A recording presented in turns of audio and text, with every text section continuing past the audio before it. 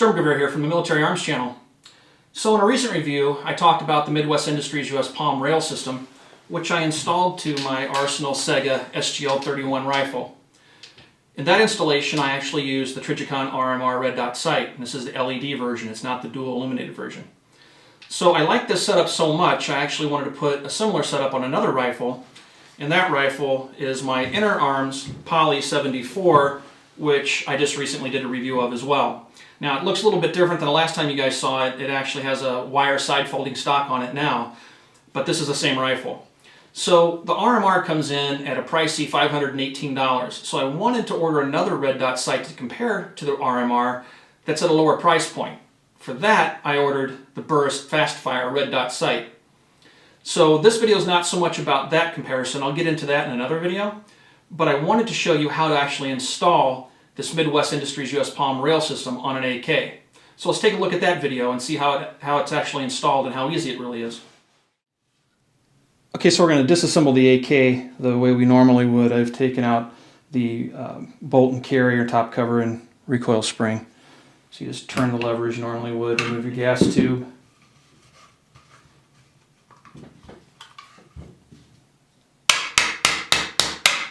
Get your front handguard off.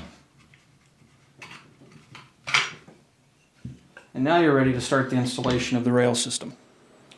Alright, so now we want to go ahead and remove the handguard from the gas tube. You'll take a crescent wrench and place it on the end and then twist.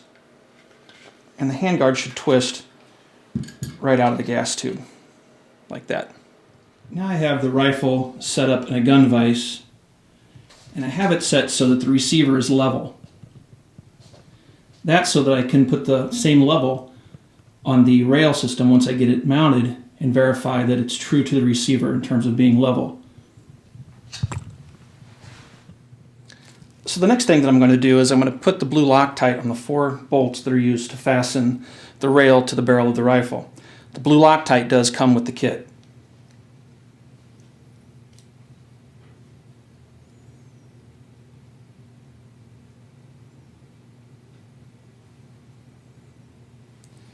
So now we need the rail and the locking piece that goes on the top. You'll set the rail in here and butt it up against the receiver. You'll take your locking piece and set it down inside so that it lines up with the 4 bolt holes. Like so. Now you want to go ahead and start your bolts. The kit does come with all the Allen wrenches that are necessary to do the installation. Actually, I think that's the wrong one.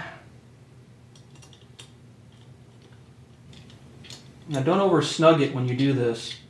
Leave it so that it can twist on the barrel. Because next we're going to make sure that the rail is level with the receiver. Just enough where it holds it in place. Now we can check to see how level the rail is. And right there's perfect. So now I'm going to go ahead and snug these 2 bolts to hold things in place. Checking to make sure that it remains level. Alright, looks like we're good. I'm doing this like I would do the lug nuts on a car tire or wheel. I'm alternating, snugging one and snugging the opposite, making sure that I don't over tighten any one bolt. Okay, at this point everything should be nice and tight, and the rail should be firmly mounted to the barrel of the rifle. Alright, so now we're going to put the gas tube back on, and also the front handguard locking piece we want to move back and lock into its fixed position by rotating the locking lever. Now you'll take your gas tube and place it back on the rifle. Okay, so now we're going to go ahead and mount our red dot sight to the top cover. Now I have my Burris Fastfire here, and I've installed the battery and tested to make sure that it worked. The Burris has a bottom plate that you have to line up with the screw holes. Now the kit also comes with an Allen wrench and the 2 screws that you will need to mount the sight to the top rail. So what you'll want to do, the top rail has lettering that indicates what red dot sight it's intended for, and BF stands for burst fast fire. So you want to make sure that the lens faces this way to the text.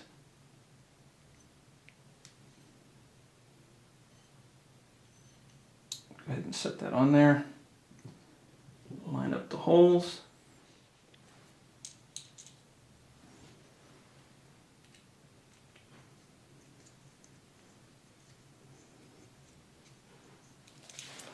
I don't know if you can see the, oh, there we go. There's the dot.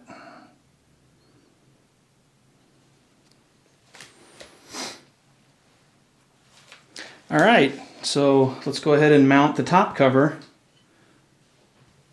with the sight on the gun. Now you have 4 bolts, 2 in the front, 2 in the rear, to hold this top cover in place on the bottom cover.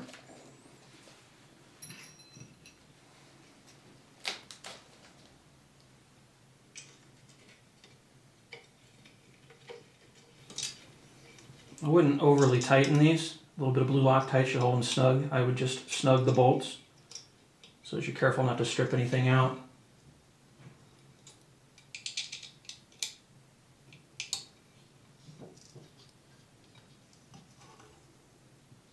And that's it.